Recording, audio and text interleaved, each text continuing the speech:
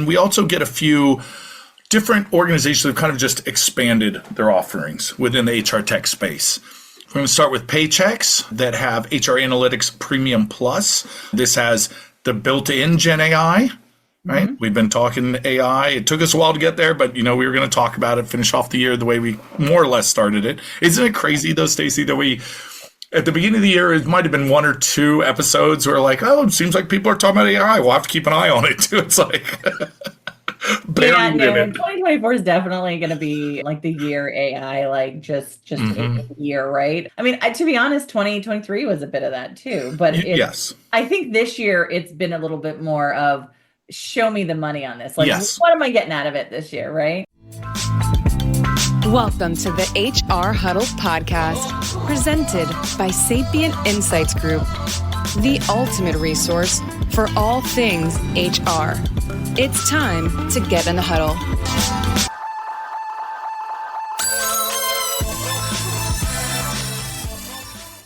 Welcome, everyone, to Spilling the Tea on HR Tech, where we focus on the hottest HR tech news everyone needs to know to be in the know. We break down the news of the week and help you make sense of what it means for your industry and our industry and how it can impact your organization.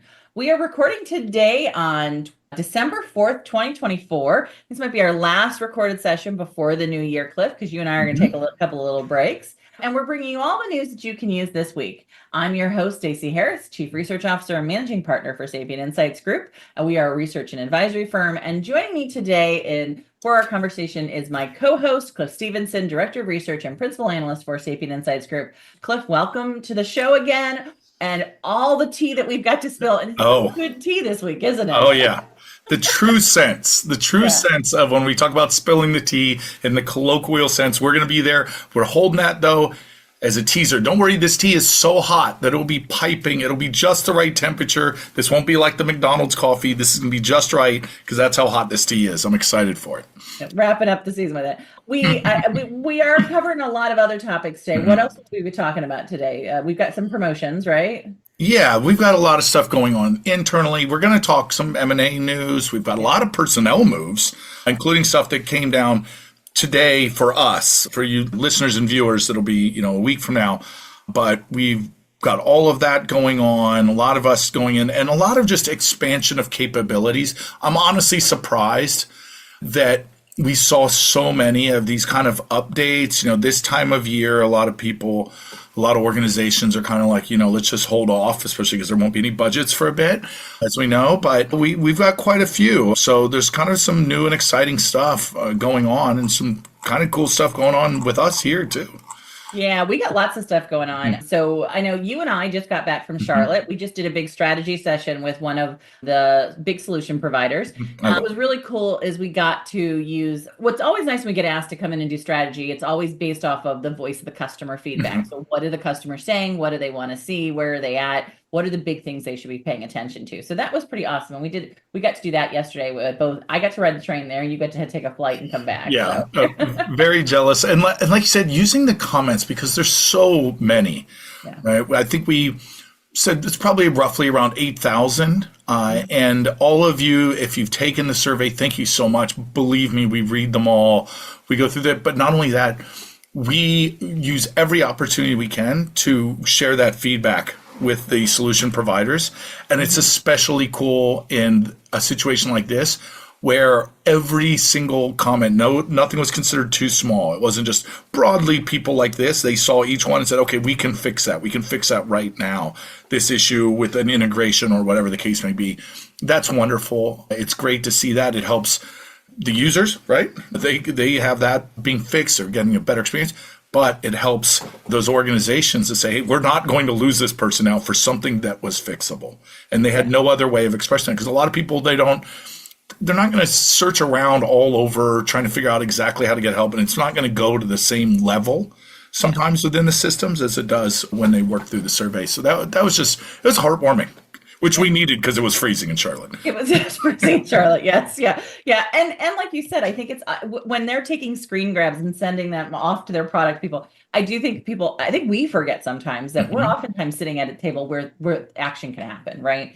And that's a powerful thing with to be able to take that data and do that and And so just a fun day that we had. We also want to just let everybody know, I think most people know at this point, but if you haven't received your details, if you were a person who participated in the research this year, you should have received your full report is available online now. And if you're someone who didn't get a chance to participate, but you'd like to get a segment of the paper or you'd like to buy the full report, that's available online as well. All the segments are up.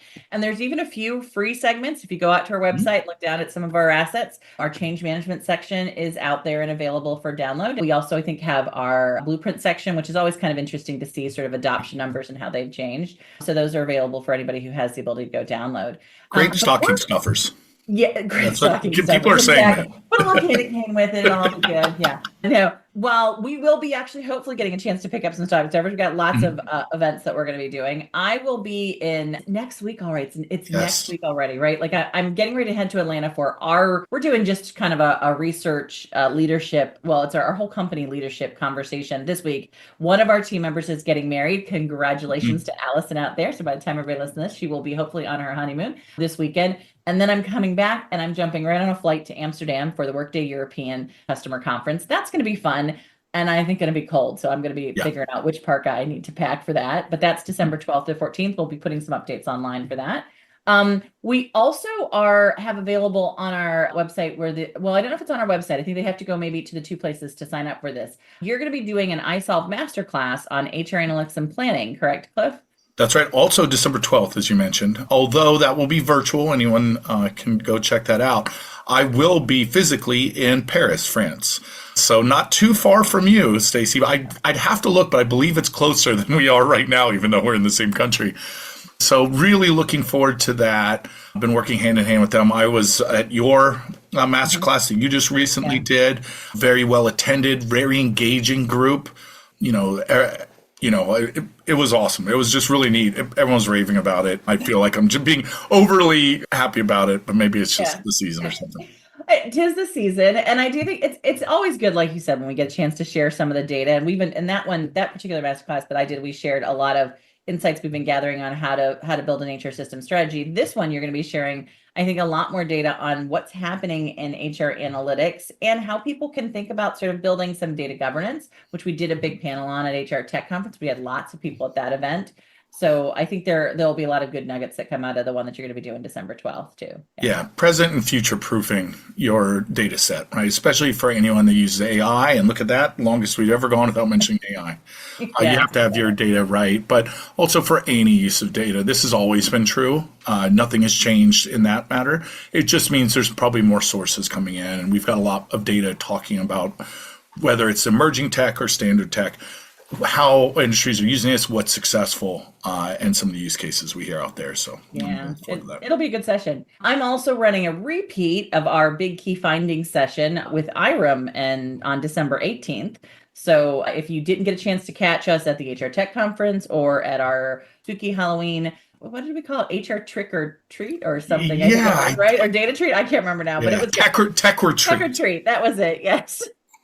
Sorry, yeah, I still have my costume left over as the OSHA supervisor. Still connects me. Yes, yeah. Cliff and I are memories. We've been on planes and trains, and we're getting ready to get on more today. So that'll be fun. So if anybody wants to join us for that, please do. That's through the IREM organization, and we really do like to support them and their members. And then last but by no means least, if you are interested in doing a little bit more next year on building your HR system strategy or change leadership, and you have a little bit of training budget left this year, we are just reminding everybody that you can go out, register, sign up for, and pay for our next year's cohort for building an adaptable HR system strategy. That starts in March. We had 10 organizations last year in that. We cap it at just about 20. We do find that the feedback so far has been this is both operational and strategic. And that's what I love to hear, that people were able to actually get some work done. For me, it's all about that. And they made some really good connections and participants. And then with the change leadership one, I think is going to be starting in January or February. So be sure to sign up for that. If you need more details, people will be happy to have some conversations about it.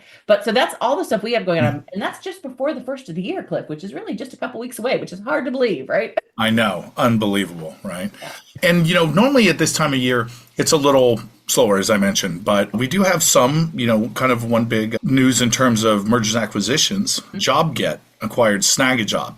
So frontline workers, that's been a really big topic. We've talked about this. We've presented this. We're always looking for more ways to gather information on this. And that's really where these two organizations really excel. JobGet definitely, in the hourly worker space, and SnagAJob, which has been kind of in the same sort of area in terms of. Hey, it's Libby DeLucian. If you're sick of business advice that sounds cute, but doesn't actually move the needle forward, this one's for you. The Libby DeLucian podcast is where we go one layer deep. No gurus, no glitter, just straight up unfiltered talk about scaling a business, running a household, and holding on to your sanity in the middle of the chaos. If you're the bottleneck in your business or in your own life, I'll show you how to fix it. Simple, tactical, and one layer deep every time. Let's go. Visit libbyd.com and check out our podcast today. Working with those types of, I wouldn't want to say one-off, but not quite contract either. It's a lot in the gig and contingent area, and they're going to operate still as standalone organization. I should say that SnagAJob will operate as a standalone within the JobGet platform. So any users of either of those won't notice much difference, just increased functionality, which is what you hope for, right? And I think the frontline worker conversation, we've been talking a lot about this because we recently pulled some data, as you said, for another client who's doing sort of walkthrough for their customers. What I think is a little interesting on this is that as much as we're seeing a lot of layoffs and we're seeing a lot of big struggles for particularly small businesses and mid-market businesses right now, we are still seeing in the frontline space and in the service industry a hard time getting skilled workers to do those jobs. And it's a mystery because used to be when we had these troubles in the market and economies, that was not the place where that was an issue, right? And it really is an issue right now, as far as we can tell. Our data is showing that there's still a hard time getting people who work at the frontline positions for most organizations, right? That's right. And I guess if there's something we could take from the COVID years that we did well was really figuring out how to protect and elevate and work with those frontline workers, of all different kinds, not just, the kinds that you might normally think of. You start to really realize the importance of so many of the people doing these jobs and the types of services you can get to them. Right. And how not just to find them, but then how you can support them. So we also had some personnel changes, all positive. We've got Lori Jeffries, who's going to be the new director of product management at ADP. Talk about an industry veteran. I don't necessarily mean a long time because she's quite young, I'm sure.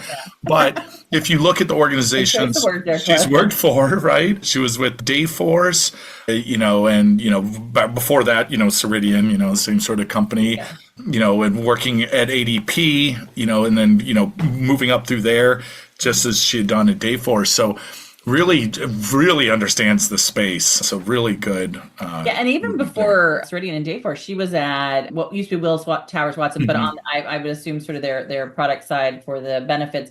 And before that with Infor on their product manager for their HR service delivery. And if anybody remembers that HR service delivery product tool at Infor, it was one of the top ones back in the day. That was part of their acquisition at the same time they were doing the Lawson and everything. And so I was quite excited to hear about Lori coming into this role at ADP. I think it's an opportunity with ADP launching Lyric, which is sort of a rebranding, but also some new updates to what was next gen HCM previously. There's, I think, a real opportunity to see that area grow for ADP. They own the global space that we talked about, I think, in our last conversation. And I think people are looking to them to say, are you going to hold on to this? And are you going to be able to grow that opportunity within the organizations? I know I was just at ADP a few weeks back, and I was recording a session on their integration platform, which I'm very excited to see come out, because I think that's a new thing that we don't usually see as much for the mid-market and SMB spaces, right? And so they were giving me a deep dive into that, and we got a chance to talk quite a bit about sort of their goals for meeting the needs of the mid-market and the global. And so that was kind of fun to get a chance to really sort of see their vision for where they're heading. And I'm excited to see Lori go into this role. I think it'll be a good opportunity to see how she brings all of that strength she brought in from benefits and HR side and the service delivery side into this picture, right? Yeah. And speaking of Now, this is a little more, I wouldn't say to call it a circuitous path, but when we saw that Workday announced that Rob Enslin would be President and Chief Commercial Officer, now there's SAP experience in there, but also some work with Google Cloud, and UiPath, where there's some AI work, which must have been kind of early on. So really understanding the market needs and, where that's headed, obviously aligning with some of those strategies coming up. I don't think there's anyone that knows Workday better than you, Stacey. Is this one that, you looked at, with a raised eyebrow, or does this make total sense to you? It makes sense. I mean, one, we saw Carl move up. I think they have that dual sort of president model. That's been a big thing for them. They learned, I think, quite a bit when they were starting to create that model from a leadership perspective, that you just can't have one person who kind of oversees everything. So I'm not surprised they've sort of built this out.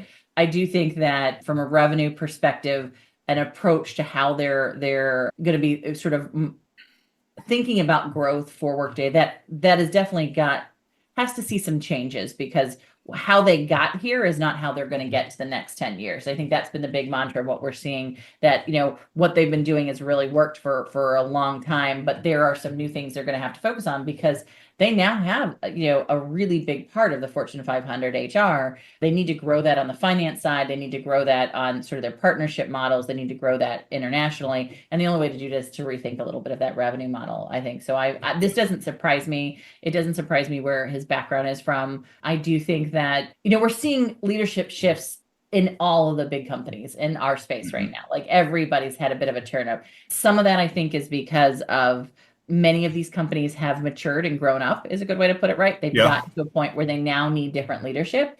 I think other things is that this is a market that also has to now compete in the same space as all of the artificial intelligence, all of the enterprise system platforms, all of the consumer goods, like all of this stuff kind of crunching down a little bit too. And so there's, I think, a very different dialogue that has to happen for a lot of organizations about what is the system that I'm going to be using with my employees, right?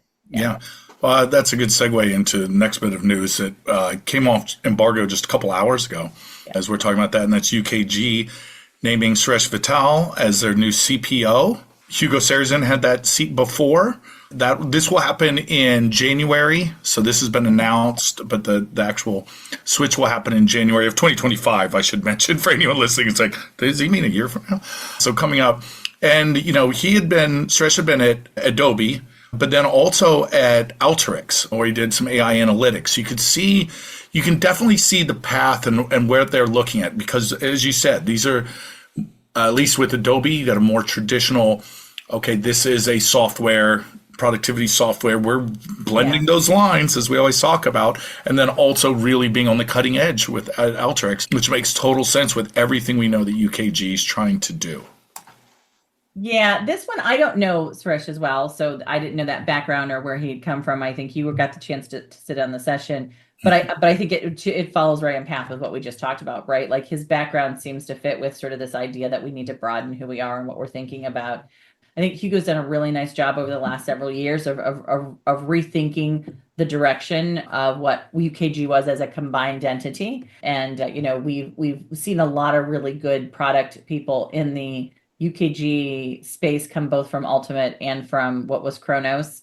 And so this is, I think, it'll be an interesting opportunity here to see if they can broaden UKG's view of what it could be, right? Like it'll be interesting to see if that maybe changes and comes in a little bit, right? Yeah, that's exactly it. Hugo was very straightforward during this announcement that we sat in on, and he used a lot of sports analogies, but I think of it more, what he was trying to explain, I think, and correct me if I'm wrong, Hugo, if listening, but it's that nothing's changed in terms of what UKG is trying to do. They're just changing how they want to get there, right? The strategy remains the same. It's just, they're thinking we do it this way, and this is the person we think gets us there to execute on the strategy. But the strategy is not changed at all. He's very clear on that. So what they said they were trying to do at Aspire, that's exactly it. Just a matter of, maybe this is a better fit. So that's what you like to hear for anyone that's looking at that.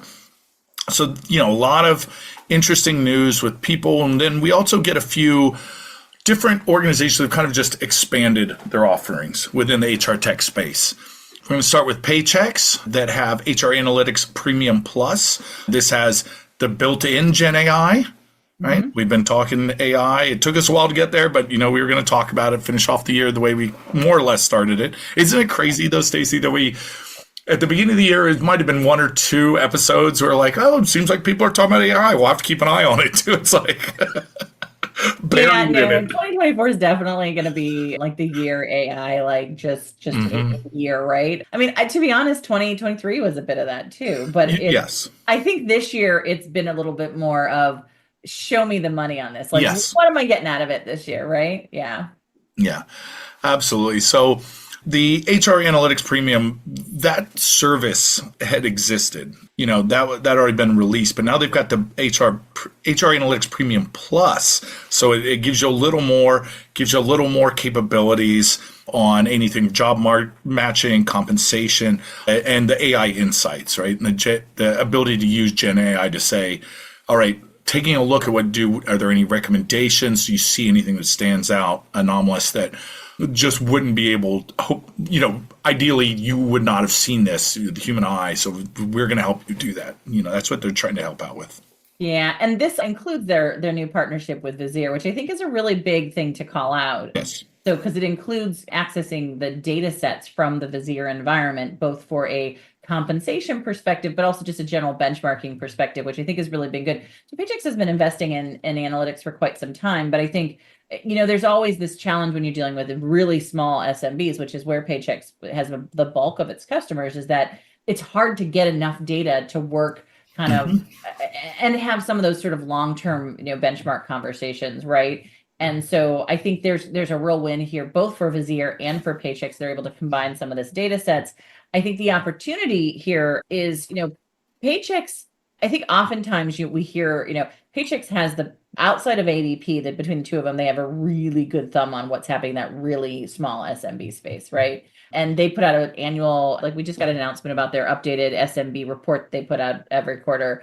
And I think that's going to give Visier an insight into a space they maybe not have had, because a lot of their customers come from that enterprise or mid-market side, and vice versa. This is going to give Paychex some more insight into sort of companies that are growing, because they're also trying to grow, I think, up space a little bit with who they're serving. And so I think this was a real smart move. Beaumont Vance partnered and built this deal out, but Tom Hammond has been working on this for quite some time as well.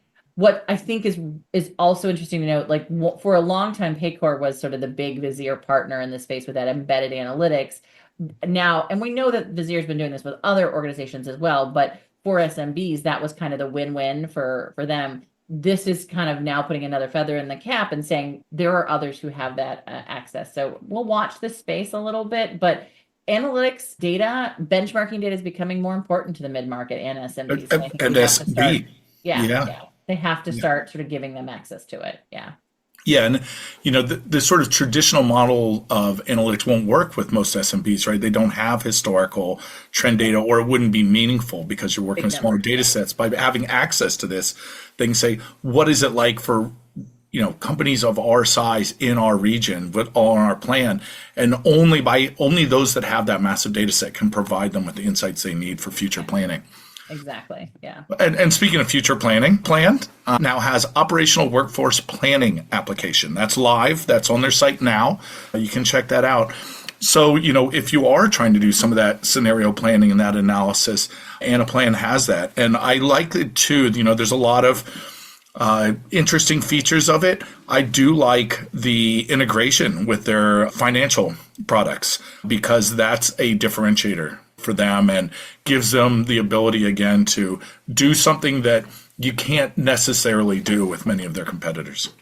Yeah, this one, I got an early walkthrough of the team who was sort of working on this and building this.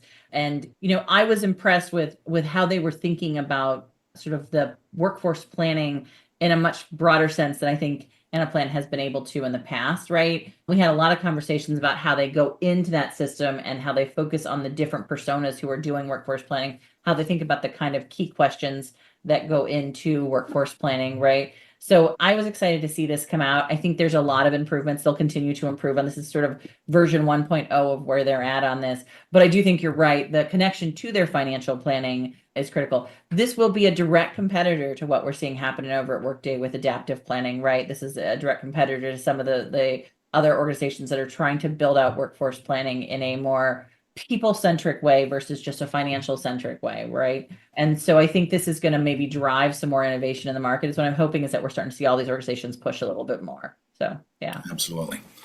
And this one is pretty interesting. This one is, again, this is a couple weeks older, but this is from People Matters. And they have People Matters Octopus. And I think they realized that it's a strange name. So on their own sort of site, they go, well, who is this? And who is this for? What is this? And, what it really is, if I can boil it down, is it's a way to use AI to help navigate a marketplace. If you have a system and you're like, okay, what other kind of tools? Maybe I need background checks. Before you might have had like a little bit of, filtering. You could check a couple boxes. This is what I might need for that. But here it's an AI tool that can help you do that. Right. So, and it's a pretty interesting concept. They call it an AI powered solution navigator for, HR tech. That's kind of cool. I mean, I could see that. It seems a kind of specific use case, and you need to have a fairly large partner ecosystem, right? Because it's just working within, I would assume People Matters for this to be useful to you. But I'm not, putting it down. I just find it kind of interesting. They clearly felt that there was a market need. And we have talked to organizations who say, oh, we realize people aren't finding the tools that they need within our marketplace. And, how can we express that better? So perhaps this is a sort of reflection of those sort of needs. Yeah, I mean, we see these come out in the market quite often. It'll be interesting to see if AI adding to it. I know a person has a version of this, a couple others have versions of this, right? Every organization, I think, when media outlets or any organization that gets a list of vendors, it's keeping that updated and managing that and being able to advise on who you should select. It's a real effort. You and I have worked for multiple organizations that have kind of tried to manage these databases. It'll be interesting to see if AI can do it as well. Another organization that actually works with us, On Sale, right? They do something similar to this, right? Every organization has their own way of how they're getting paid or how they're getting funded for this. So I think that's always an issue. Like I always say, follow the money, and that gives you some insight as to how that data is being used and where it's coming from. But I am, interested in sort of seeing this whole ecosystem is continuing to grow. And I do know that the buyers tell us all the time, and we cover biggest and small organizations, but we don't go all the way down to every I-9 checker or background checker in our data, because you simply can't. But we're told all the time that it's so hard to just figure out who is an option for what you're trying to do in this market, right? Yeah, absolutely. The closest I think we probably come to it is when we're looking up different, apps on our productivity, such as Teams. It might have been a sort of tortured segue, but I'm going with it because one of the last stories is that, before we get to the really juicy stuff, is that Alight is launching Alight Work Life on Microsoft Teams. So collaborating with them to help, anyone that has Alight Work Life and Teams do things like recommendations for benefits, virtual assistants that you can just have on all the time, 24/7, authorization, those sort of things that can be handled by that, but you could do it within the Teams platform, right? So the idea is to make it seamless, make it in the moment of work or however you're doing it within a system that you may already be using for somewhat similar purposes. So those kind of work together. We've just noticed sometimes that stories seem to follow somewhat thematic issues, even if it didn't seem so at first. And I really think here we're seeing, again, that blending of office tools, productivity tools, just what we do for work and HR type things. We knew that this was coming. We've been talking about this forever. You've predicted it maybe even 2 years ago. And now we're seeing that come to fruition. Yeah, I think this is going to be interesting because I'm all for embedding a lot of stuff into Teams and Microsoft Office or Google environments, wherever we get our work done. But I do think benefits is a little bit of an interesting issue here because there's so much personal information on your benefits side, right? And so it'll be interesting. I'd love to I think one of the things that we're going to be doing a lot over the next couple of months is digging into the benefits space. And I want to get an update from Alight on how this works just technically in the background, because I think our buyers are kind of asking those questions, right? Right. Because it is, if I'm sitting here chatting with my people, do I want a pop-up window of my benefits changing? I don't know, right? Like there's always that sort of, especially, we all know, all of us who work on teams know, you're never sure which chat window you're typing into, right? Like that's the big thing. Like, did I say this to the wrong person? Did I put this? Did I just share that to the whole group? The whole group, right? We all know. We've all done that. Yeah. So there is a little bit of like, where do we draw that line for embedding stuff? And the other conversation here, I think, though, is that from what we're seeing, and we've had recent conversations with Aptia, and which was the break off from the Mercer applications with PlanSource, with I'm not going to say their name right, Naya, and several others who are in this space. This market is ripe for change next year. If I were a betting person, and we know that in our data that benefits is one of the top places, particularly for those between 500 and 5,000 employees, where they are going to be planning to spend more money in the HR tech space, I would watch this space very closely. HRMSs are flipping. We know that data. I think what's going to happen is we're going to see a lot of innovation, a lot of updating to what is going on in this benefit space. And then the following year, we're going to see some real changes because people are trying to figure out how this broker model works, how the carriers work together, and how all of these organizations integrate the data safely, right? So this is, I think, one of the first announcements I've seen where I'm like, we need to get more insight here, because this is, how this happens is just as important as what they're doing, right? That's right. Yeah. So we promised you, listener or viewer, we're also on YouTube, we haven't mentioned them before, that we had some true tea in the truest sense. So this is interesting. And Stacey and I talked about it a bit in the green room. Is this really fit within? But I think it does, because I think it hits on some larger topics within the HR tech space. So I'm going to run through the timeline. Stacey, to me, this is like my drama. I'm all about this. So here's the timeline, as best as I can figure it, and then we'll talk about it. So those of you who are listening to this would have just happened.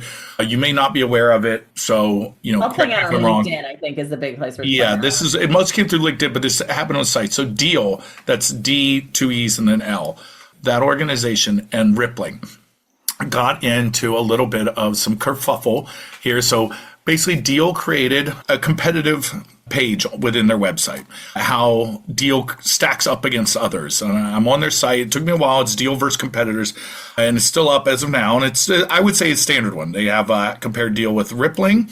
Remember that name. Papaya Global, On Top, Multiplier, ADP, Oyster, Omnipresent, and Gusto. So they have a few of these. And when you go on there, they do what should be familiar to anyone who's ever seen these things before, sort of the checklist box, right? Here's something we have, they have it or they don't have it, right? And honestly, the big thing that they seem to point out was just the cost, and they had a few other comments that were made. Well, Rippling publicly posted that they saw that and that they kind of had some fun with it, made the snake game that we all might remember from our Nokia phones if we had those. Ask your parents if you're not old enough. Yeah. And you'd kind of gobble up or whatever. You'd see all these marketing claims that were made, and so they took some umbrage to this. To me, it seemed, just my opinion, it seemed a bit overkill, because it didn't seem like Deal was really coming directly after Rippling. And they were like, this is, and they said, because they're selling snake oil. That was, that's why it's a snake. That's snake oil stuff. They're saying basically this is nonsense. And then, as if that wasn't like, wow, that's a kind of coming on strong. That's a bit much. Then there was some posting about this, supposedly from the head of sales. We have no way of verifying this. Rippling posted this whole snake oil thing, and their head of sales was upset by this and made a rude drawing, I guess, let's just say a rude response, allegedly, or, it may or may not still be there by the time you hear this. But it was a bit much, and then that was screenshotted and then said, then Rippling commented on that. So, wow, he really didn't like this, calling him out for his response. So, it's a little playgroundy. But I guess what stood out for me, besides the sort of, obviously there's some silliness to it, but I think there's some seriousness to it too, for a couple reasons.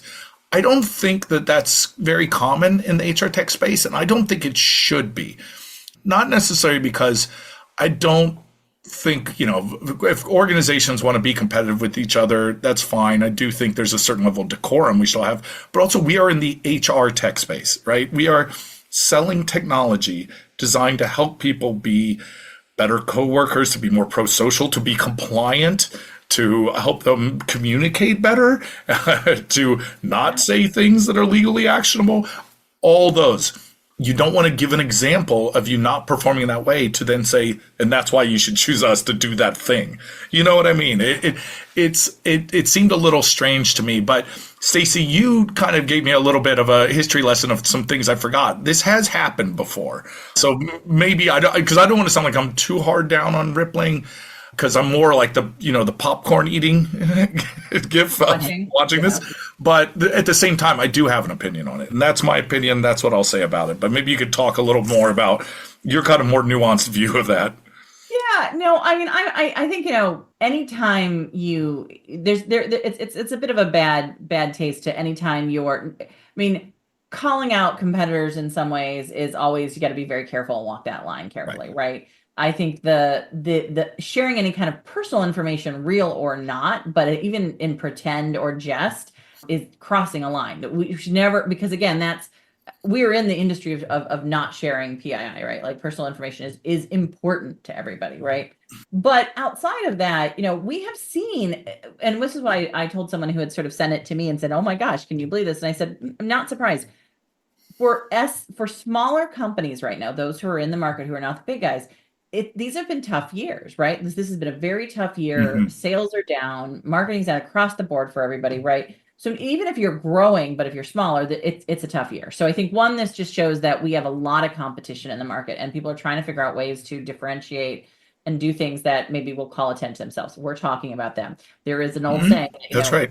All news is good news. There's no bad news, right? But I do think the other side of this, though, is that we have seen this before. For those who go way back in the day, when I used to work at Burson, there used to be what we call the LMS wars. Back then, there was all the guys, the cornerstones, what was the SAP SuccessFactors, LMS Plateau, the Geo Learnings and the Sabas, and right, like, those were all fierce competitors back in the day. And I could remember us doing a panel with all of them up on stage that got very close to fistfights at one point in time, right, with their leaders.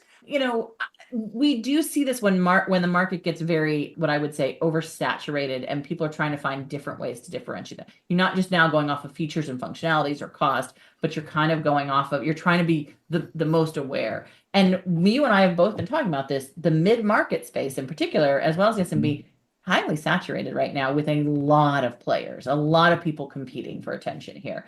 And so it doesn't surprise me. It saddens me a little bit that we went this route. We also have, a history of, there was back in the day when, both Zenefits, which was also run by Parker, as well as ADP, got into a kerfuffle about sort of data sharing and what that looked like. And that was a very open and public conflict that spilled out into LinkedIn and some other areas, right? We have seen a couple places where there has been open and public conversations that Deal has been involved in as well, and some of the other employers of records, right? Which is a very highly volatile space right now.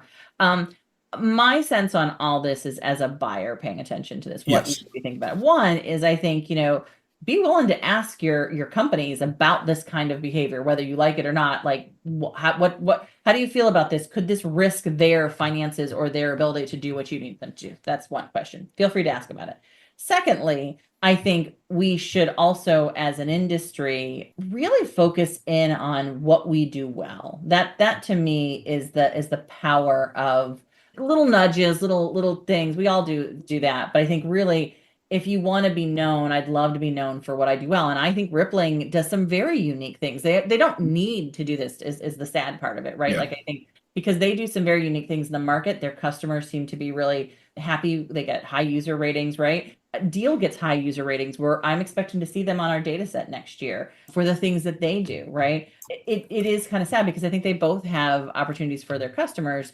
And when you do this kind of stuff, it takes away from the things you do really well, right? So yeah. And it's interesting, too, because just today I was working with our good friend and colleague, Tammy Smith, looking at some of the responses as we gear up for next year.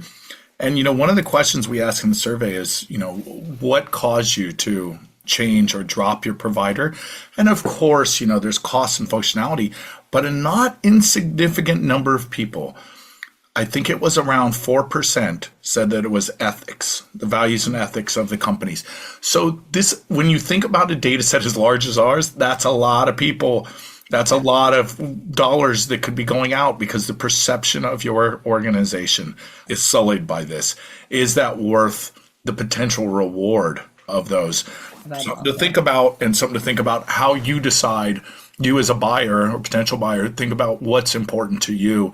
It's not always just functionality, right? You got to think about who's exactly running this company and what have they done in the past and what's going on. And again, you could see this in a positive spot too, right? You could say, wow, they really fight hard or something, So it's not necessarily that it has to be one way or the other. It's just more broadening your scope of what do you think is important when you're making these decisions. Yeah. These kind of things. I mean, like I said, I know him. I know it makes me sound very old when I say, I've seen this come around again. Yep. I might do a tag out to Naomi Bloom and say, Naomi, how many times have you seen this happen? And she could probably go back to PeopleSoft and Oracle days and the battle between them, right? It happens in the market. But what I really like is that we're having the conversations, and we have to have the conversations, because a lot of times we don't. A lot of times it all happens behind the scenes and you don't know what's really happening. And so anymore, as we wrap up this year, Cliff, I mean, what I've been so excited about, what really makes me feel blessed in our industry is that we have this dialogue with each other, with our community, that I get people who text me stuff in my LinkedIn commentary and says, hey, have you seen this? I'd like to know what your thoughts are on it. Put it on the radio. Yeah. Yeah, I do call this radio show still. I'm sorry, I'm a little. No, that's fine. It makes me sound much more important. Yeah. So shout out to all of our listeners out there that you guys, your comments to us, your LinkedIn commentary on, what you'd like to hear us talk about. It really does make a difference. So yeah, here on Cliff and Stacey in the morning, your drive time HR tech radio. I love it. I'm in now. I'm going to get one of those weird noise boards that we can play during this whole thing. Oh yeah. Morning shows are always so, I was not a morning person. All right. Well, we got to wrap today because I know you are getting ready to get yourself off to Paris. I'm getting myself packed to go to a wedding this weekend and then off to Amsterdam. To all of our friends out there, if we don't get a chance to see you before the holidays wrap up, we wish you beautiful holidays with your families, your friends, maybe a little time to get a break and everything. Yeah. And if you celebrate, Merry Christmas to you as well. But really a wonderful new year, because when we come back in the new year, we're going to have a whole lot of fun stuff to talk about. So make sure you come back in the new year. As we wrap today, just a reminder that if you are trying to figure out where to spend a few of those training dollars, a great way is to buy the annual HR Systems report and to make sure that you sign up for maybe one of the big cohort strategy sessions. Also, if you want to make sure that you have access to where Cliff and I are going to be at, what we're doing, any of the details, and you can't wait for every other week when we do our Spilling the Tea on HR Tech, you can also go to our website to sign up for our newsletter to get an ongoing updates on our research launches, where we'll be speaking and where you can participate. And this year, you definitely want to find out about when you can participate, because that's going to be a little bit earlier. I think it's going to be in early or the end of April this year, because we're trying to get out to the early HR Tech conference, which is I think 1 week earlier than it was this year. That's right. So be sure to also listen to our sister HR Huddle podcast, HR We Have a Problem, hosted by our CEO, Terry Zipper. She's going to have some great upcoming interviews on that. And I think you're going to definitely want to listen to that on our HR Huddle episode. And if you'd like to help support the podcast, please subscribe and leave a rating and review where you grab your podcast. Those always help. To stay up to date with immediate breaking HR tech news and to get all the behind the scenes content, if you want to hear about what I'm going to be doing in Amsterdam at the Workday event, follow us at Sapient Insights on LinkedIn, X, and Instagram. Oh, I'm not sure we're on X anymore, but LinkedIn and Instagram definitely, and Facebook. But I will try and post. Also follow me personally. I'll try and post what I'm seeing while I'm out there in Amsterdam as well. So if you want to get caught up on that. Cliff, thank you as always for helping us pull all this together. Thank you for pulling that timeline together for the Spill and the Tea piece, because I don't know that I could have figured out where all that fell. Yeah. Thank our production team, including Brain Method Media Group, who helps us produce our podcast, run by their amazing founder, Kelly. If you do have podcast work you're trying to do in the next year, please follow up with Kelly. She does an amazing job. And our marketing team, Summer Orleano, and the rest of the team behind us here at Sapient Insights Group. Thank you to our listeners and our community. We couldn't do this without you. You guys all know that. We're sending you all big hugs for the end of the year. And that's it for the Spilling the Tea on HR Tech. We hope it's been just the brew you need to start the engines running this week. And we'll be back in 2 weeks. Well, it's a little over 2 weeks now, with another pot of boiling hot HR Tech updates and insights. Thanks, everyone.